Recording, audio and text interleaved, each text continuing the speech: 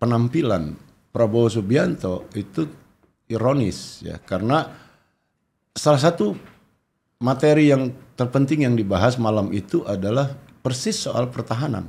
Saya tahu betul, Mas Ganjar kalau nonton ini ingat omongan saya, Anda mampu. Dan karena itu saya dalam tulisan kecil itu saya bilang nilainya Ganjar 8,7. Dari skala 10? Dari skala 10, jadi 6,5, 4, dan 8,7.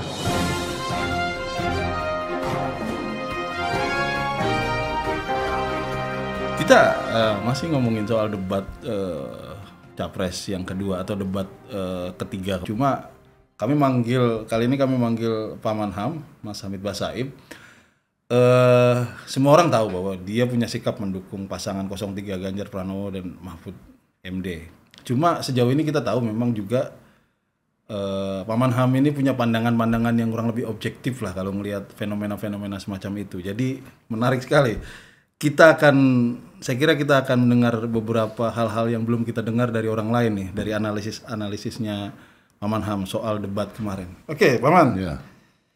Soal debat kemarin secara umum lah, Pak Man ngelihat kemana? Ada 3 orang, Prabowo yang harusnya itu jadi panggung utamanya dia, tapi kita kelihatannya agak kecewa ngelihat dia tidak perform gitu ya. Iya. Ada Anies dan ada Ganjar. Gimana Pak Man ngelihatnya? Pertama kalau umum banget. Saya mau lihat KPU-nya nih. Ya, yang juga tidak ada kemajuan dalam gitu ya? Penyelenggaraannya, walaupun ada koreksi sedikit ya, misalnya diumumkan bahwa tidak boleh lagi melontarkan singkatan-singkatan, apalagi singkatan yang tidak umum. Kecuali singkatan misalnya TNI, ya semua orang udah tahu. Polri, Humas tahu. Tapi kayak kemarin SGIE dan sebagainya pasti nggak ada yang tahu. Trik sulap itu. Dan kemarin ditekankan oleh KPU bahwa nggak boleh lagi begitu. Itu kemajuan yang lumayan banget. Tapi secara umum masih sangat lamban, masih sangat bertele-tele, masih mencerminkan distrust yang tinggi, bukan di kalangan mereka, tapi mungkin itu cerminan dari masyarakat kita keseluruhan. Betul. Bahwa nggak ada lagi yang percaya gitu loh bahwa ini akan dilangsungkan dengan fair, sehingga harus ditunjukkan buka amplopnya. Itu kan sebetulnya ironis ya. Mudah-mudahan itu ke depan bisa berkurang lah ya. Kita agak malu melihatnya sebetulnya itu. Nah, debatnya sendiri ya tidak bisa dipungkiri, saya kira semua orang yang melihat pun bisa mengerti siapa bintangnya, yaitu Ganjar Pranowo. Ya, memang Anda benar mengatakan tadi bahwa kelemahan atau buruknya penampilan Prabowo Subianto itu ironis ya, karena salah satu materi yang terpenting yang dibahas malam itu adalah persis soal pertahanan. Soal yang begitu dekat sama dia, baik secara konseptual maupun secara praktis. Karena dia tentara, seumur hidupnya mengabdi di tentara. Membanggakan itu, sehari-hari pun selalu mengutip, saya tentara, saya ngerti tentara. Yang sangat dekat dengan urusan Hankam ya. Dan sekarang dia menteri pertahanan. Tetapi penampilannya sangat jauh daripada posisi formal dia dan pengalaman personalnya. Jadi intinya dia sangat jauh dari ekspektasi, jauh dari harapan yang wajar yang diharapkan oleh publik tentang isu ini. Mengecewakan penonton lah. Jangan penonton, pertahanan, geopolitik erat kaitannya ya. Bahkan ya politik luar negerinya terkait juga, karena urusan ini kan urusan pertahanan ini urusan dengan luar negeri. Ya, kalau ke dalam negeri kan namanya Kamtipmas, urusan polisi, bukan urusan tentara. Jadi itu tema yang udah jelas oleh panitianya didesain memang berdekatan gitu. Dan mestinya dia sangat memahami itu, dan itu yang tidak kita lihat.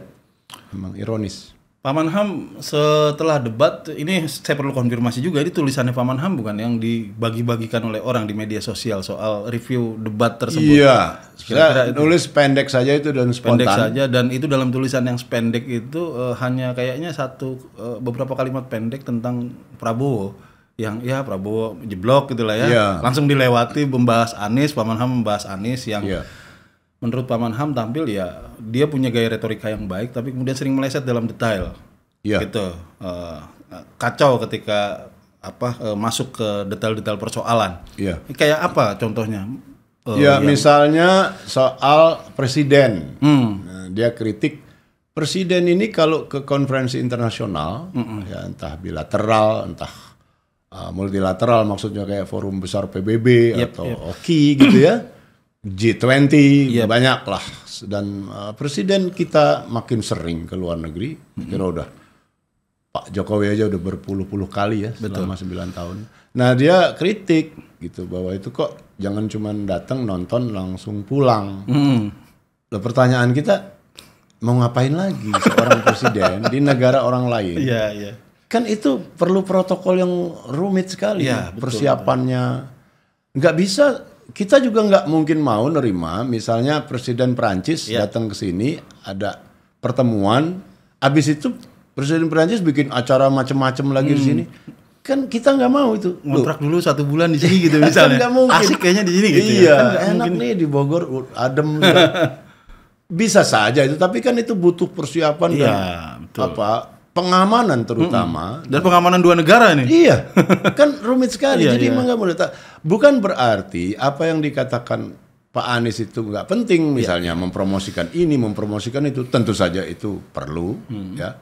Dan pasti dikaitkan juga dengan anggaran yang tersedia. Tetapi kan itu bisa dilakukan di level lain. Iya, iya. Karena eksposi kita ke luar negeri, misalnya pasti bukan hanya berkat seorang presiden kita ke sana, banyak sekali salurannya gitu. Iya, iya, iya. Kementerian aja ada berapa? Semua kementerian juga bisa membuat kita terekspos ke dunia. Malah terkesan jadi sentralistik kalau begitu ya. Kalau semuanya dipusatkan Itu dia. ke Dan presiden. saya kira itu terkait erat dengan semangat Anies Baswedan yang mungkin terlalu bernafsu untuk mengkritik apa saja yang existing gitu, apa saja yang terjadi sekarang. Presiden Jokowi dan orang yang didukungnya. Nah, jadi kalau bahasa anak UIN itu, itu namanya pendekatan dia lebih banyak nahi mungkar. Nahi mungkar. Bukan amar ma'ruf. Oh. Bukan pernyataannya positif, tapi menegatifkan pihak lain terus. Dan saya kira itu di situ dia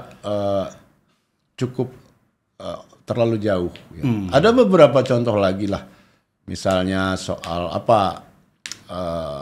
bobot atau peran Indonesia yang selayaknya besar gitu. Dan kenapa masih kecil juga sekarang? Itu pun bisa kita diskusikan tersendiri saya kira. Peran dan bobot Indonesia juga perlahan-lahan naik ya. Seiring dengan tingkat kemakmuran kita yang naik juga gitu. Itu sesuatu yang natural saja. Nah, tetapi kalaupun itu benar, ya dia bilang kuncinya adalah konsolidasikan dulu ASEAN gitu. Nah, ini penting. Saya kira itu dia meleset jauh. Ya. Gimana melesetnya itu gimana, Pak? Ya gini, sebagai satu non-state actors katakan ya, himpunan negara-negara Asia Tenggara dan sekarang memang keanggotaannya meluas, tadinya 5, sekarang 10, ada Myanmar, ada apalagi Laos, Kamboja. Tetapi di sisi lain kan bobotnya tidak meningkat. ASEAN-nya ini. Sorry aja ya, siapa lagi sih yang ngomongin ASEAN gitu. Di luar negara-negara ASEAN sendiri. Iya. Di antara anggota ASEAN sendiri aja kan kurang gitu. Iya. Ringkasnya, negara-negara lain itu siapapun dia lebih melihat anggota ASEAN itu bukan sebagai anggota ASEAN, tetapi sebagai negara individual. Iya. Kira-kira kalau mau gampangnya, ya misalnya Jepang atau Amerika itu mungkin lebih menghormati Indonesia daripada ASEAN. Oh iya. Betul. Atau lebih melihat Indonesia sebagai Indonesia, bukan dalam kapasitasnya sebagai anggota ASEAN. Jadi istilahnya insignifikan lah. Kita tidak berharap seperti itu, tapi faktanya kan seperti itu. Dan mudah-mudahan nanti lebih baik. Nanti kira-kira mungkin seperti di zaman Pak Harto ya. Harto kita jadi anggota senior banget yang disegani. Dan pada waktu itu. Kalau kita lihat ya, kalau faktanya memang di dalam berbagai persoalan global juga anggota-anggota negara ASEAN ini tidak selalu punya suara yang sama, Iya, atau banget. tidak selalu punya afiliasi yang sama. Iya. Misalnya ketika ada gesekan Amerika sama Cina misalnya, Iya. bisa jadi yang A lebih dekat ke Amerika, yang B lebih dekat ke Cina, tidak sebagai ASEAN. Lebih parah lagi, Iya. Bung. Konflik internal di negara-negara anggota ASEAN ternyata sedikit pun nggak bisa dicampuri. Kan kalau memang keanggotaan itu kan kayak keluarga. Iya. Katakan, kalau ada orang jenderal-jenderal junta militer di Myanmar Oh ya. menindas kaum muslim Rohingya yang jumlahnya 1 juta lebih, mereka nasibnya benar-benar mengenaskan. Di Aceh pun terusir dan sebagainya.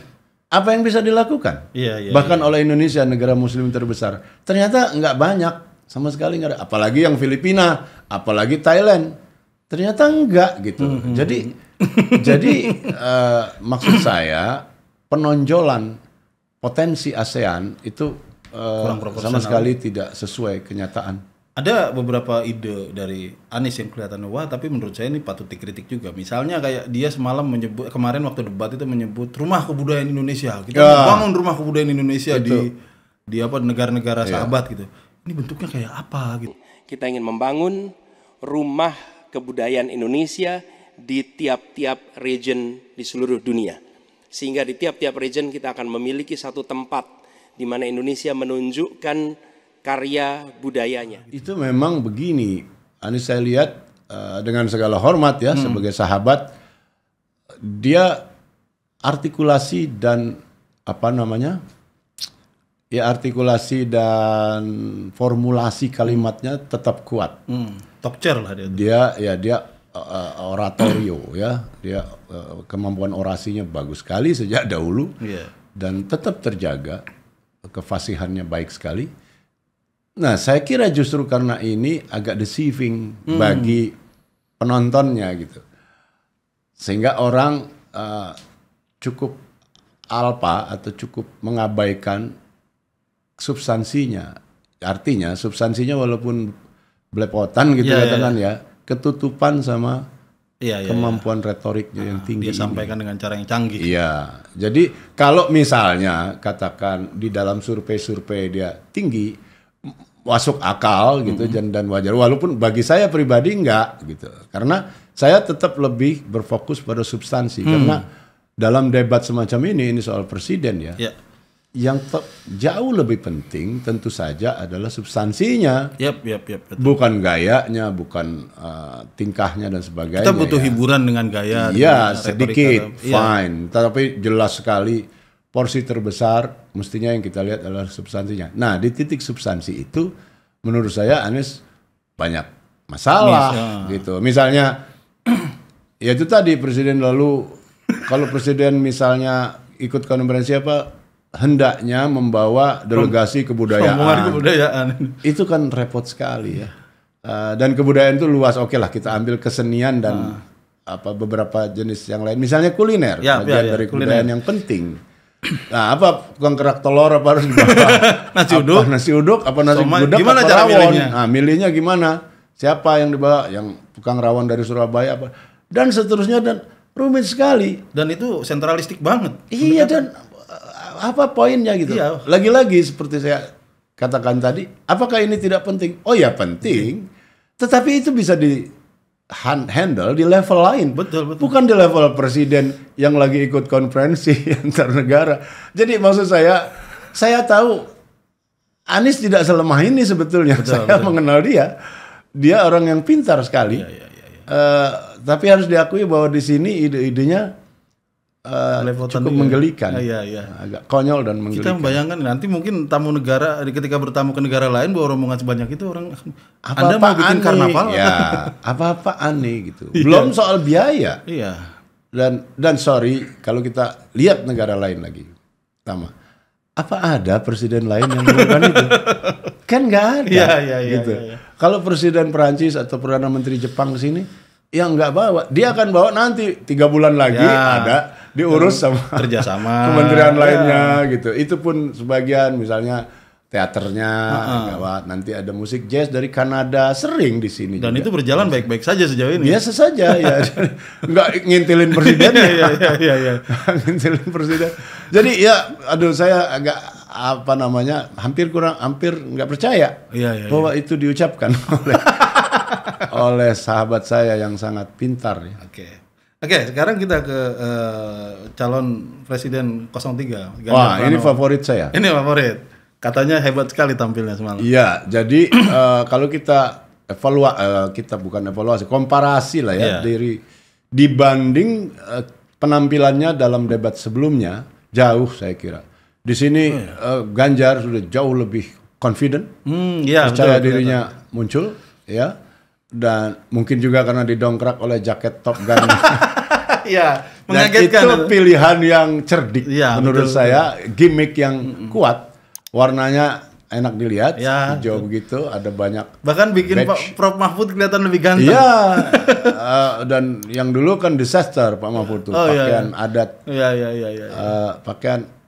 Pakaian adat apapun saya kira untuk debat semacam itu tidak akan tepat. Ya. Nah, kita kembali ke sini. Ganjar itu sangat convincing. Dia penuh percaya diri, dan itu saya kira terutama karena bukannya kepercayaan diri yang kosong atau gembung, tapi kepercayaan diri yang memang ditopang oleh kemampuannya memegang data dengan analisis yang tajam dan logis dan masuk akal. Nah, itu yang membantu dia menurut saya, dan saya senang sekali melihatnya karena dia tampil presidential. Ya. Tapi juga di beberapa titik tetap bisa santai. Itu menurut saya kuat sekali. Saya ingat semalam ketika dia ngomong Renstra. Saya perlu jelasin Renstra kepanjangannya. Itu dia editing humoriknya jalan dengan cepat. Dan yang kedua ketika dia nyindir Anies bahwa Anies bilang tadi di bawah 10%. Sebut aja angka yang pasti. Habis itu dia kata 11 dari 100. Ya saya cuma mancing supaya Mas Anies percaya diri, berani. Itu keren. Itu Mas Anies gak usah takut. Disebut aja angkanya berapa gitu loh. Kayak saya gitu loh. Jangan di bawah 5, sebut aja berapa. 11 Mas, dari 100. Oke. Ini sedikit ngajari kendel Mas Anies biar berani. Itu maksud saya jok-jok semacam itulah yang juga diperlukan. Iya. Jadi jangan berpanjang-panjang, ringkas tapi mengena dan tajam, witty, namanya witty. Iya, betul. Ya. Dan tidak menyinggung orang, yang penting tidak menyakitkan hati orang. Betul. Dan karena itu saya dalam tulisan kecil itu saya bilang nilainya Ganjar 8,7. Dari skala 10? Dari skala 10. Jadi 6,5, 4, dan 8,7. 6,5 Anies, 4. Nggak usah dipertegas. Oke. Saya kira udah tahu. Tapi saya senang sekali ya. Dia kembali ke formnya. Dan mudah-mudahan habis ini dia stabil atau makin meningkat. Karena apa? Saya tahu betul dia benar-benar bisa sebetulnya itu. Dia benar-benar karena itu buat saya tidak mengejutkan penampilan. Karena setahu saya memang dia performance-nya memang bagus. Yang saya heran justru kenapa dalam debat pertama itu dia agak terpendam. Mungkin masih adaptasi. Kikuk, gagu. Sekarang udah hilang dan thank you so much. Mas tapi Pak Man, itu soal penampilan, idenya Mas Ganjar ini apa yang menarik? Karena kalau saya pribadi melihat ini menarik sekali karena Mas Ganjar selama ini seolah-olah, saya ingat dulu Mas Ganjar itu dicitrakan, dihantam isu capres paling lokal katanya gitulah. Ngerti apa dia kalau ngomong-ngomong di luar ini? Hubungan internasional paham apa dia gitu kan? Urusannya Jawa Tengah doang gitu ya. Tapi semalam brilian gitu. Kalau Paman ngeliatnya gimana soal ide yang dia sampaikan? Begini, pertama anggapan bahwa dia tidak mengerti gitu atau minim sekali pengetahuannya itu sudah pasti tidak benar. Sejak zaman mahasiswa, dia junior saya ya. Walaupun kami beda kampus. Sejak mahasiswa, sejak kemudian di Partai Demokrasi Indonesia Perjuangan, ya dia cukup mengikuti. Ya kan cuma dia nggak perlu gembar-gembar dong. Karena apa? Karena kebetulan bidang dia persisnya tidak selalu itu atau belum tentu itu gitu. Tidak berarti orang tidak mengerti. Iya, iya. Kalau saya cukup mengerti lah ya. Ya tentu dia tidak sehebat Profesor Samuel Huntington atau Francis Fukuyama. Nggak adil nih kalau. Iya, tetapi kalau buat standar ya di atas standar. Jadi Iya. Wawasan artinya wawasan bukan wawasan wawasan. ada dan malam itu dia tunjukkan Iya. dengan meyakinkan. Dengan meyakinkan. Misalnya juga data yang dia pegang kan dari lembaga-lembaga internasional semua. Betul. Data kemiliteran kita. Yang kata Pak Prabowo rahasia negara. Bukan. Nah, pertahanan beberapa aspeknya tentu saja rahasia negara. Betul. Seperti juga misalnya kondisi ekonomi kita di tangan Bank Indonesia, misalnya di OJK, itu rahasia negara. Ada banyak rahasia negara, tapi jauh lebih banyak lagi yang bukan rahasia negara, bahkan dalam soal pertahanan. Betul. Itu misalnya latihan militer bersama, itu terbuka, diberitakan, ngundang wartawan, kita mau latihan, itu juga termasuk cara menggertak negara lain. Betul. Ya, kalau misalnya Amerika mau gertak Cina, dia ajak Taiwan latihan militer bersama. Kita juga gitu di Natuna di mana latihan perang bersama. Itu sama sekali nggak rahasia. Dan sepanjang yang kita lihat di dalam perdebatan itu, isu-isu yang menjadi pokok perdebatan itu tidak menyentuh soal Sama sekali. rahasia negara sama sekali. Misalnya apa yang ditanyakan? Anggaran. Ya, anggaran. Penyerapannya. Itu jelas. Kan sama sekali itu informasi umum. Iya. Orang Pak Ganjarnya dapatnya dari lembaga-lembaga asing kok malahan. Artinya orang dan itu bisa diakses di internet. Internet.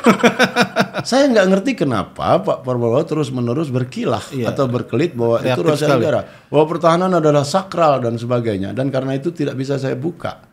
Loh, apa aspek apanya gitu kan? Orang nggak. Kayaknya mereka juga ngerti mana yang apa rahasia negara, mana yang bukan. Iya, itu terkesan membodohi menurut saya. Segala-galanya mau dibilang rahasia negara. Rahasia. Jangan-jangan mau menutupi sesuatu kan jadinya. Kita jadi kayak pertanyaannya semalam, pertanyaan Mas Ganjar semalam yang didesak ke Mas Ganjar kepada Pak Prabowo itu kan salah satunya alasan kenapa rankingnya soal pertahanan Indonesia ini turun. Iya. Lah, orang bisa meranking artinya bukan rahasia kan? Itu kan bukan rahasia sama sekali. Ya, anggarannya sekian, kinerjanya sekian, bisa diperbandingkan. Kan ada skornya, ada normanya, diakui di internasional gitu, ada metodenya. Sama sekali bukan. Dan keputusan rahasia. Dan Mas Ganjar juga mempertanyakan misalnya proses keputusan pembelian beberapa pesawat bekas misalnya. Itu kan bukan rahasia. Tiap hari diberitakan loh. spesifikasinya, jenisnya, Mirage katanya kan, dan sebagainya. Apa yang rahasia? Gitu. Dan yang fatal menurut saya dalam hal ini Prabowo cenderung menyalahkan Menteri Keuangan Sri Mulyani. Itu lagi. Jadi Pak Ganjar, saya sudah buat rencana. Tetapi yang menentukan termasuk Menteri Keuangan. Dan masalah yang kita hadapi, tolong ya, saya memang sudah jadi Menteri Pertahanan 4 tahun, tetapi kita diganggu oleh COVID. Dan dalam poin ini, Anies 100% benar. Apa tuh menurut saya ketika dia bilang, ya kalau mau berdebat, berdiskusi ya dibuka di sini. Iya, betul. Bukan di tempat tertutup, betul. Di tempat lain, dalam kesempatan lain. Memang ini forumnya. Ini puncak. Kalau soal alokasi waktu di seluruh dunia, apalagi di forum-forum besar, Anda di PBB nggak mungkin bisa ngomong 2 jam. Ada 200 negara. Iya. Dan seterusnya. Memang di situ. Kalau alasan Pak Prabowo, saya nggak dikasih waktu. Semua juga nggak dikasih waktu. Sama kan alokasi waktunya. Iya. Dan seolah-olah, di situ justru diuji kemampuan dia bagaimana menerangkan isu yang sebesar itu dalam waktu sesingkat ini gitu. Loh, yang lain juga bisa kok ngutip data. Iya. Pak Ganjar misalnya ngutip data kan cukup detail tuh. Iya, betul. Ada angkanya, ada apa? Kan ada waktunya. Betul. Nah, kalau Pak Prabowo punya tandingan atau punya versi dia yang menurut dia yang paling benar, ya kan tinggal dikemukakan saja. Bahkan Ganjar menawarkan gestur yang bagus sekali. Silakan kalau ada asisten bantu diizinkan. Bahkan saya sudah memberikan ruang terbuka kalau ada staf yang bisa membantu silakan berdiri di sini. Staf saya, Anda mau Bilang angkanya, silakan naik ke sini. Akan saya tunjukkan kalau Anda mau membantu. Terima kasih. Dan itu tidak dimanfaatkan juga oleh Pak Prabowo. Sambil tetap berkilah, ini sakral dan sebagainya. Saya dengar Jadi cerita dari belakang panggung tuh, Paman, soal kenapa sampai Ganjar itu menawarkan orang untuk... Oh iya, bagaimana? Karena ada yang teriak-teriak di belakang katanya, dari arah pendukung 02 bilang, oh ngaco lah atau apalah. Makanya Ganjar kemudian merespon, silakan kalau ada yang mau bantu gitu. Mungkin memang bener dia ngaco, tolong dibenarkan. Iya, mungkin saya yang ngaco Iya, gitu kan. Tapi ini saya agak concern sama saya pribadi dan mungkin nggak saya sendiri ya, concern dengan penampilan Pak Prabowo sekali lagi. Maksud saya ini adalah debat di mana kita mempertanggungjawabkan wawasan, pengalaman kita di depan publik. Iya. Saya merasa Pak Prabowo tidak menyiapkan diri dengan baik di forum yang sepenting itu gitu. Yes. Tuh. Kalau Pak Manham melihatnya gimana? Iya, sama. Saya malah lebih prihatin. Ini lepas dari saya mendukung siapa. Iya, itu. Ya, saya melihat tiga-tiganya itu orang-orang terhormat, yang paling terhormat sekarang ini, dan selayaknya mereka dihormati, dan selayaknya juga kita melihat penampilan mereka yang terbaik, yang elegan, yang menunjukkan statesmanship yang tinggi, kenegarawanan, yang menunjukkan juga gestur yang baik, dan sebagainya, dan seterusnya. Dan tentu saja ini yang paling penting adalah mengemukakan pernyataan-pernyataan yang bersifat statesmanship dan konseptual, yang menunjukkan wawasan kenegarawanan dan tanggung jawab yang besar gitu. Kita ingin melihat tiga-tiganya seperti itu. Ya, kalau seru kan, kalau semuanya kuat kan hebat kan bagus dan kita bangga. Dan gitu. debat itu kan sebetulnya bukan zero sum game ya, bukan dong. Bukan game yang saling mematikan. Bisa saja tiga-tiganya brilian, gitu misalnya. Nah, dalam hal ini kita juga harus fair. Cara Pak Prabowo saya kira baik.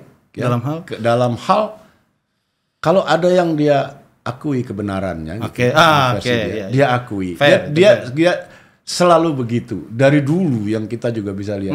Dia bukan baru kali ini. Dan saya kira itu sikap yang terpuji, ya. Walaupun dan dia nggak bisa jatuh gara-gara itu. Iya betul. Kan dia selalu normal saja. Normal aja. Saya kok banyak setuju dengan Pak Ganjar ya.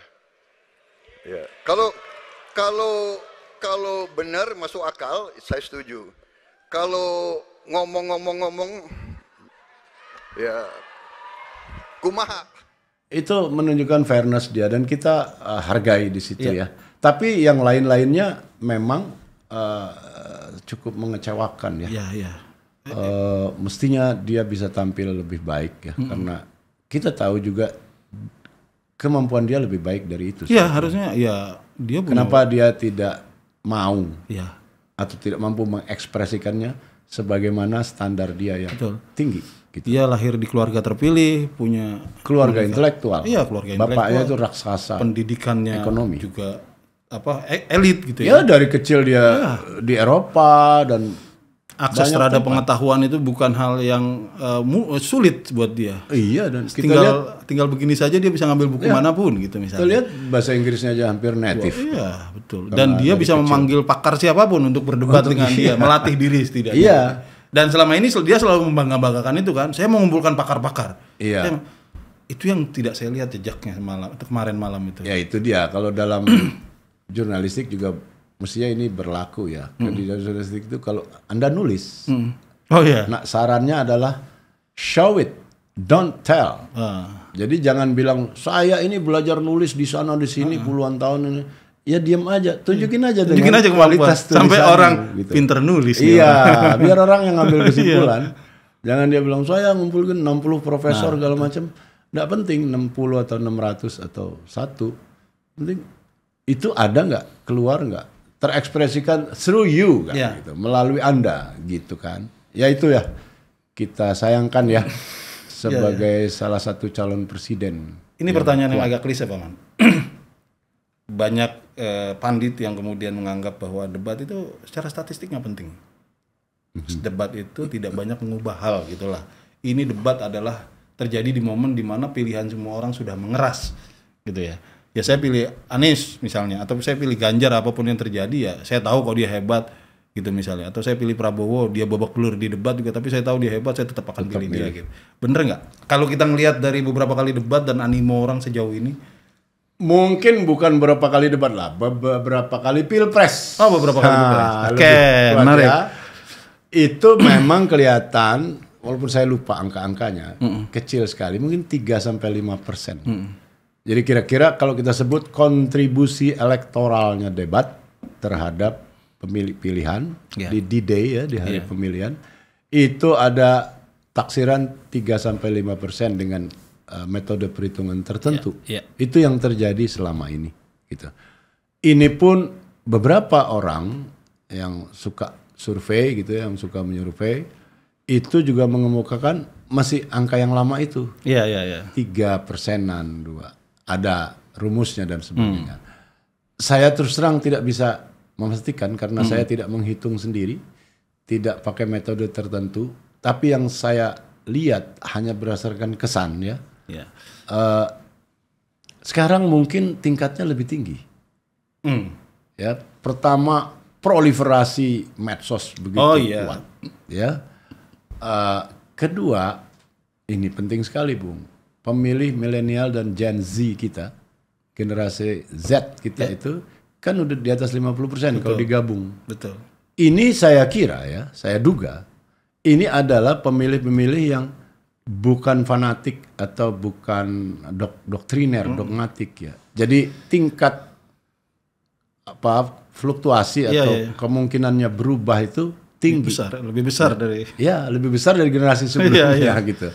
Jadi mungkin kontribusi elektoral kali ini setidak-tidaknya lebih tinggi daripada pilpres yang lalu. Dan kita berharap begitu.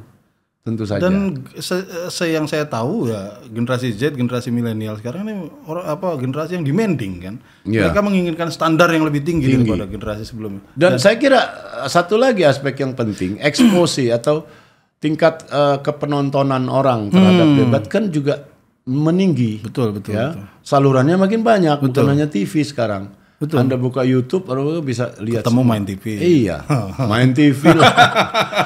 Tidak yang satunya lagi. Nah, jadi eksposenya kan lebih besar. Dan mungkin, tapi saya lagi-lagi ini cuma dugaan. Tetapi yang menarik juga begini, ya, fakta bahwa Presiden Jokowi sampai mengomentari. Ini menarik. Ya. Urusan ini. Ya. Pertama itu tidak etis menurut saya. Dia sedang berada dalam posisi yang justru posisi itu sedang diperebutkan oleh 3 orang, 3 pasangan. Selayaknya seorang presiden yang mau berlalu menahan diri.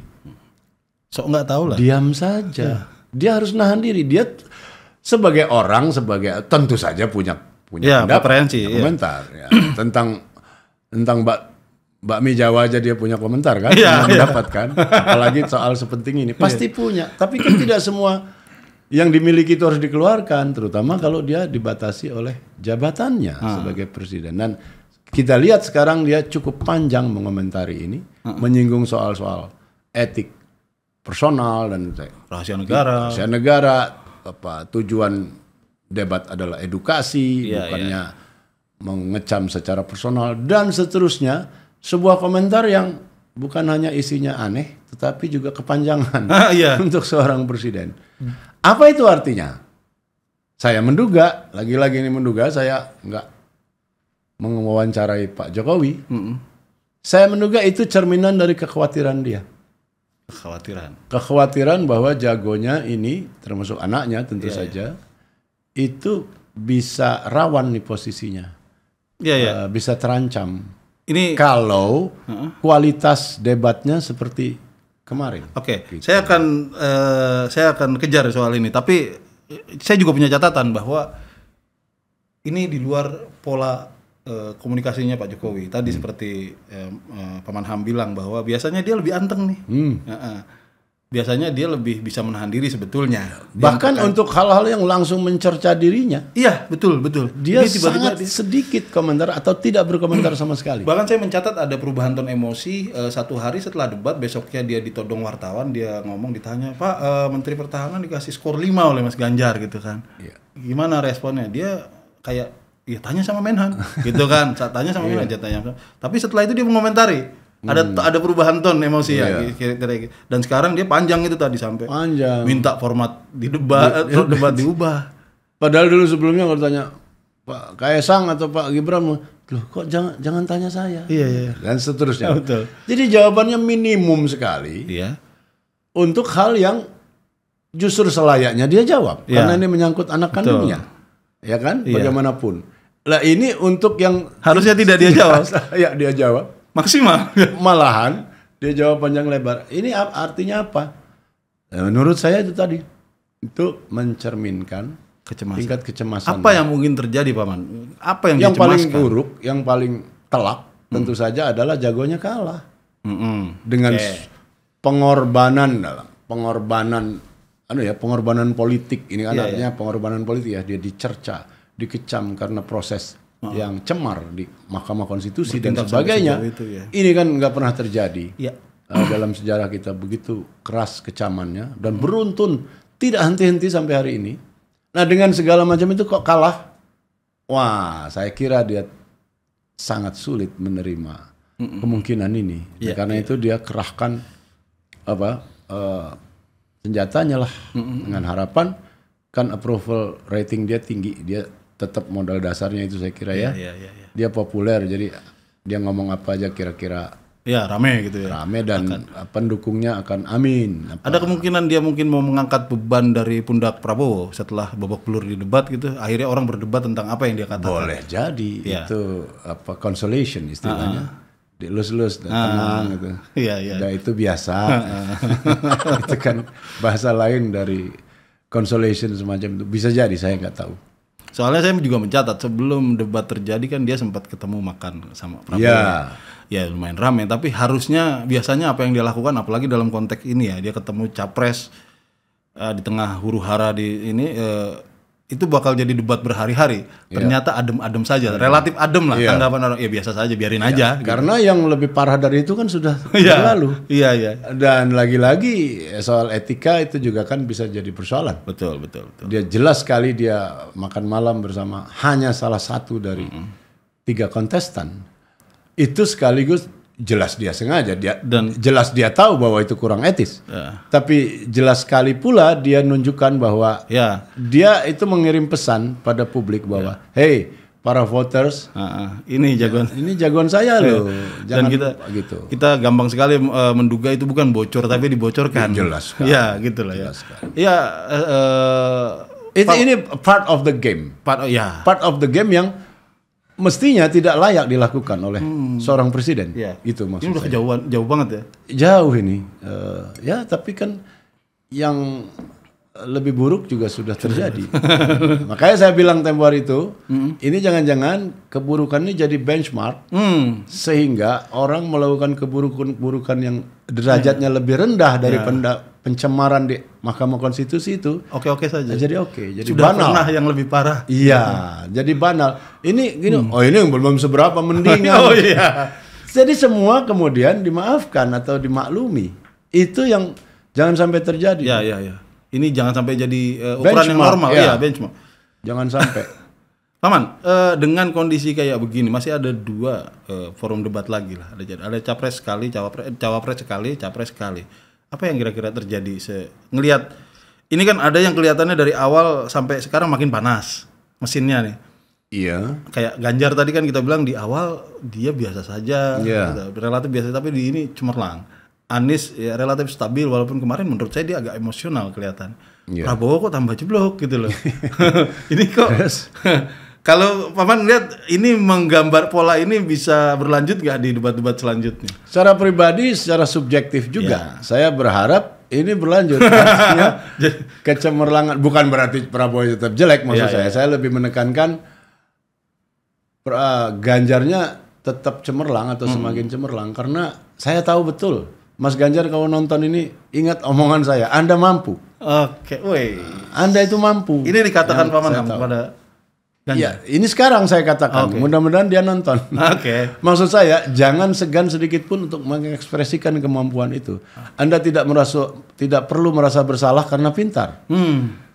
Justru Anda harus mengekspresikan kemampuan terbaik Anda itu karena Anda mau jadi presiden. Yang tidak kurang dari jabatan setinggi itu. Nah, Itu yang saya harapkan dan saya kira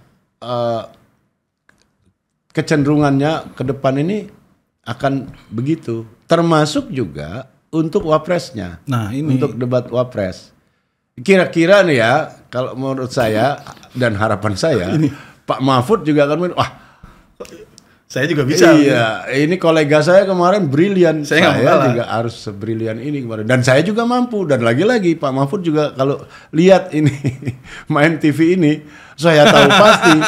Dan Anda tahu bahwa saya tahu bahwa Anda itu pintar. Gitu. Oke. Jadi ekspresikan. Nah, itu mudah-mudahan. Tetapi saya mau catat yang omongan Anda tadi bahwa Pak Prabowo itu memang betul sekali.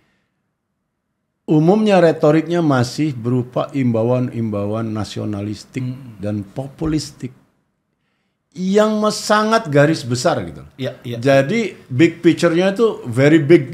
Iya. Dan kita Begitu nggak di level diturunkan sedikit ke level praktis saja, operasional. bagaimana melaksanakannya? Sama sekali nggak ada. Dan saya kira itu sama sekali tidak cukup ya. Walaupun harus kita akui juga di beberapa negara termasuk di Eropa populisme itu pasang naik. Dan serentak dengan itu tentunya gandengannya demagogi. Ya. Ya. Menggelorakan nasionalisme bangsa kita Dengan maju, slogan-slogan besar. sloganistik, ya. Sumber daya alam kita besar, negara kita kaya, makanya dulu penjajah datang dan seterusnya. It's okay. Masa retoriknya nggak bergeser dari itu, nggak beringsut maju dong gitu. Kita udah di abad 21, tapi kan imbauan Pak Prabowo masih level itu.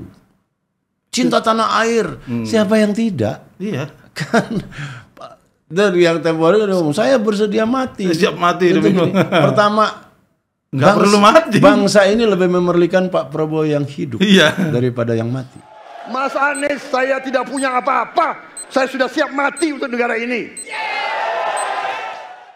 Yang kedua, dari satu segi pengorbanan semacam itu terjadi pada jutaan anak Indonesia. Betul. Termasuk saya, termasuk Anda. Sudah pasti kita ini juga bersedia mati untuk negara jika diharuskan gitu kan. Itu kan apa kecintaan yang standar saja dan karena itu tidak perlu digelorakan seolah-olah hal baru gitu. Tapi bagaimana kita kemudian dapat pemahaman apa yang akan dia lakukan seandainya dia terpilih misalnya. Itu yang kita sulit sekali. Iya, yang lebih tergambarkan kurang lebih kengerian ya, kecemasan kita karena melihat performance dan kinerjanya semacam itu. Kita punya alasan yang cukup untuk khawatir gitu. Betul. Saya kira gini ya, mungkin kalau dianalogikan dengan pertandingan sepak bola, kalau saya pendukung Manchester United misalnya, ketemu sama musuh bebuyutan, kita lebih berharap Manchester United, saya akan lebih berharap tim kebanggaan saya main bagus, lawan main bagus, tim saya menang. Daripada main bagus, lawan jelek terus kita menang gitu ya biasa saja gitu. Iya. Nah ini kemudian saya kira ini juga mungkin ekspektasi seperti ini layak kita bawa ke forum debat ya, Paman. Ekspektasi nonton yang semacam itu yang sampai saat ini jujurnya saya belum menemukan. Saya belum masih kelihatan tidak imbang, kelihatan Pak Prabowo misalnya. Terutama saya agak jengkel kemarin sebetulnya beberapa kali dia mengulang-ulang retorik kayak ini menurut saya mengganggu ritme. Gitu. Ini udah ngobrol asik-asik tiba-tiba dia ngamuk gitu loh. Tiba-tiba dia merasa dilanggar masalah pribadinya. Ya, itu ad hominem misalnya. Iya, itu aduh saya agak terganggu. Iya, karena debat yang baik kan based on argument ya. Iya. Bukannya based on ad hominem gitu. Argumentum ad hominem bahasa Latinnya itu kan. Jadi bukan berargumen tapi sebetulnya misalnya menuduh atau menuding motif-motif orang mengemukakan sesuatu. Betul. Lebih baik dibahas sesuatunya itu kan. Bukan motif orang, motif kan urusan masing-masing. Nggak ada yang tahu juga. Iya, nggak ada yang tahu, nggak ada yang bisa. Yang ketahuan pasti kan isinya. Tapi biar fair gini, Paman. Beberapa keluhan Pak Prabowo semalam kan soal rahasia negara kita sudah bahas. Ini soal tudingan menyerang pribadi, gitu lah, menyerang personal, urusan privat gitu misalnya. Apakah itu fair? Yang juga dibela oleh Pak Jokowi gitu. Saya sih itu sesuatu yang debatable ya. Anda bisa melihat itu sebagai personal dari satu segi, tapi juga tidak dari segi lain. Anies saya kira bisa argumen bahwa tidak ada hal personal yang Iya, saya betul. kemukakan. Anies kan tidak ngomong misalnya kondisi rumah tangganya Oh iya. Pak Prabowo. Iya, iya. Nggak ada sama sekali. Yang dibahas malam itu semuanya ada di laporan Publik. kekayaan. Ya, itu udah tetap masuk wilayah publik Iya, iya. sebetulnya. Apalagi sebagai pejabat. Ya. Iya. Iya, itu tadi debatable sebetulnya. Nyerempet dikit ya, tetapi saya rasa yang terpenting adalah tidak perlu menuding Anies itu sebagai orang yang membidik soal personal atau soal etika. Tidak perlu kan? Tidak usah sejauh itu. Lagi pula kembali, bahas saja substansi yang diucapkan. Iya, iya, betul. Iya kan? Misalnya dia ngomong tanah Pak Prabowo 340.000 hektar. Ya, memang disayangkan juga Anies versi pertamanya salah. Iya. Jadi Dan lama, jadi ralatnya lama. Setengah jam kemudian. kayaknya dia nggak puas banget ini. Iya. Saya ralat lagi. Iya, dan saya juga kaget. Saya hafal angkanya juga ya. Memang 340 hektar kan nggak gede. Dalam konteks tambang Iya, iya. sama sekali tidak besar. Oke. Sebelum saya menjawab pertanyaan itu, saya mengklarifikasi tadi data yang meleset. Maaf Pak Prabowo, angkanya terlalu kecil. Bukan 320 hektar, tapi 340.000 hektar. Saya klarifikasi. Kemudian Itu pun salah. melanjutkan Itu pun salah. atas apa yang perlu saya sampaikan. Mas Anies. Nah, itu kemudian keliru lagi kata Pak Prabowo ya. Tapi dia nggak juga kemukakan versi yang Oke, yang bener yang mana ya. gitu. Nah, pertanyaannya apakah itu personal? Saya rasa enggak. Iya, iya, iya. Ya boleh saja gitu. Mungkin Pak Prabowo bisa membalas dengan cara yang sama gitu kan. Pak Anies juga kan bukan orang miskin. Iya, iya, Kan dia bisa balas bahwa ada banyak pegawai golongan 1, golongan 2 dan sebagainya masih miskin. Nah, Anda Mungkin agak- kaya gitu kan. Kalau secara substansial mungkin agak kurang fair membandingkan misalnya ada banyak prajurit mengkontraskan, ada banyak prajurit Iya. yang belum punya rumah sementara Iya. Pak Prabowo punya rumah, punya tanah segede gitu Iya. gitu. Itu menurut saya memang agak. Tapi substansinya kan ya betul-betul saja di. Iya, dibantah saja lah Iya, dibantah. andanya itu. Tapi hak Anies untuk mengemukakan itu ya nggak boleh Nah, ya. nggak boleh dihalang-halang. Bukan hal yang mengagetkan. Ini memang forumnya Iya. kok. Dan itu udah pernah dilakukan oleh Pak Jokowi sebelumnya. Iya Pak Jokowi lebih lagi genderuwo lah segala macam istilah aneh-aneh keluar. Iya. Itu sangat personal walaupun tentu tidak dia tunjuk orangnya langsung. Iya, Tapi iya. maksud saya ini juga aspek yang saya kesal sebetulnya ya. Iya. Udahlah yang gitu-gitunya nggak usah dibahas gitu motif orang apa. Bahas saja substansinya. Kalau memang Pak Anies itu dengan cara itu dinilai tidak etis, biarin publik yang menilai. Iya. Bukan dia yang menentukan bahwa ini etis dan ini tidak etis. Paling sedikit itu wewenangnya panitia KPU dong. Iya. Kan KPU bisa mengintervensi stop Betul. kalau personal. Nggak perlu gitu loh. Sebagaimana soal singkatan sekarang Jadi, diintervensi. iya. Gitu. Jadi debatnya itu tentang konten Iya. gitu. Bukan tentang motif. Bukan tentang niat. Iya, iya, iya. Nawa itu. Itu repot sekali kita Repot ngurusin sekali yang niat orang. kita yang zahir aja lah, ya kan? Bukan yang batin. Iya, iya. Susah gitu. Tapi gini Pak Paman, sebagai akhir-akhir nih, kita sudah mengalami beberapa. Saya pernah nanya begini, Pak, kayaknya belum ke Paman. Kita sudah pernah mengalami beberapa kali debat, kalau tidak salah mulai 2004 ya, sejak reformasi debat kandidat ini. Betul nggak? Saya. 2004. Iya, mulai debat kandidat itu ada. Iya. Dulu kan Orde Baru kita nggak pernah ngerasain. Oh kan? iya, pasti. 2004 sampai sekarang. Sejak pemilihan langsung ya. Iya.